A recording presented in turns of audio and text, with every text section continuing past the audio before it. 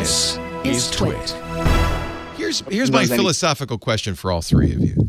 A lot of this presumes that gaming in 10 years is going to look a lot like gaming today. There's not a lot of precedent for that. I think for a while everybody was all excited about virtual reality. That seems to have kind of... Was there a lot of VR at E3? No. I'm still excited about VR. That's because you're a weirdo, Jeff. But there was no VR at E3 this year. There was no VR at CES either. That's not well, true. no, there wasn't. Oculus had a booth. But let me explain, because I know Jeff is a huge proponent of VR. So let me state my point first, and then you can follow up.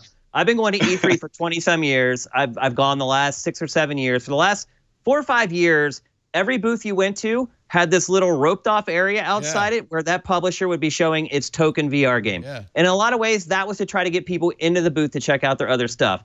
All that is gone now. Like, we just did our Best of E3 awards yesterday, and finding like a really good VR game wasn't that tough, but finding one that anyone's actually heard of was almost impossible. In fact, the game that I picked, a game called Pistol Whip, my co-host had never even heard of the game. Like, it just got announced at E3.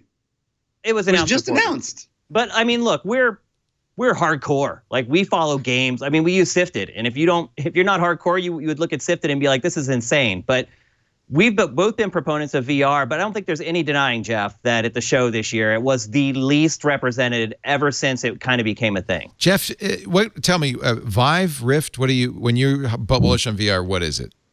Well, I have all of them. Yeah, in a stack over here. What do you play?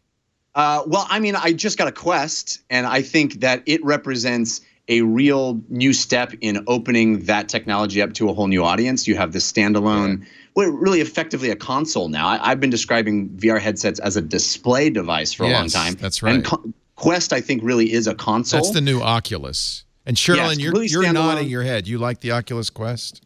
I've heard a lot of really good things about it. My colleague Devendra reviewed it, and he is really bullish about it. My biggest experience with VR is at film festivals, Tribeca, because they're also big on VR there.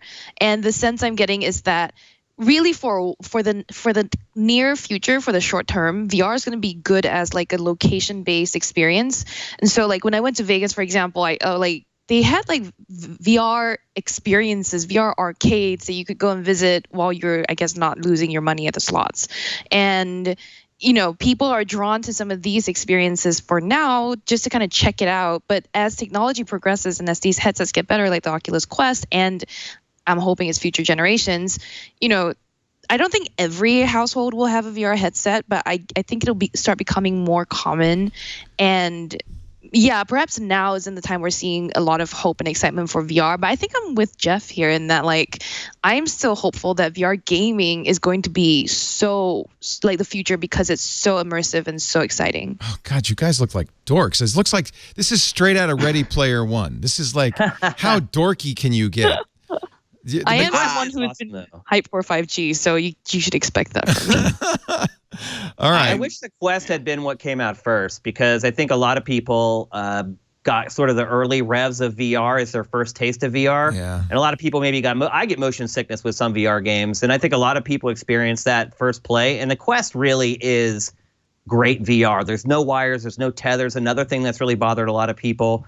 And so it is odd that, finally I feel like Quest is what we've been waiting for, but then there was hardly any representation of the medium at one of the biggest game shows in the world. So I agree. Quest is kind of what I think the future of VR is going to be, and I just hope there's enough support so it can kind of get on its feet. So our 16-year-old and his buddies, they all play, we have all of them too, except for the Quest, and they play wireless with the Vive.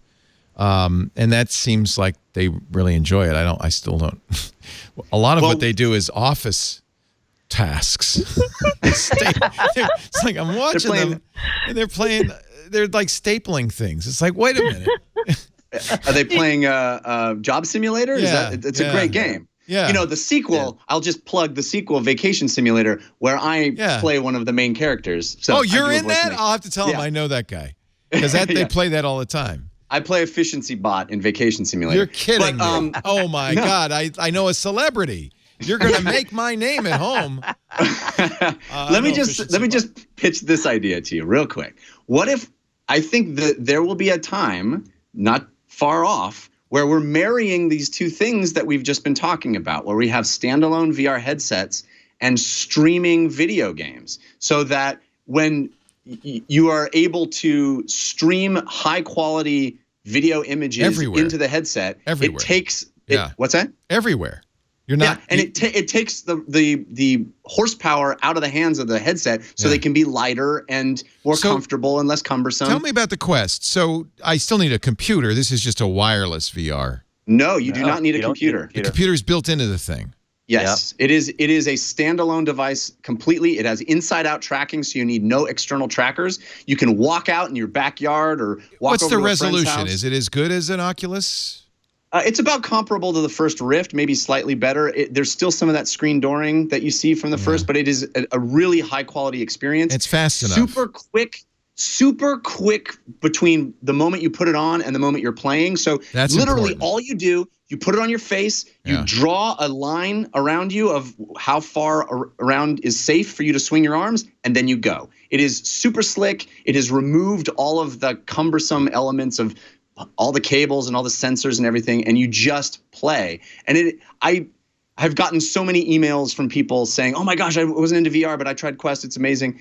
This is the future, and I think I truly do believe that my kids are going to think it was weird that we played on 2D screens, the same way they thought it was weird that I had a box under my television. I think this is where we're headed.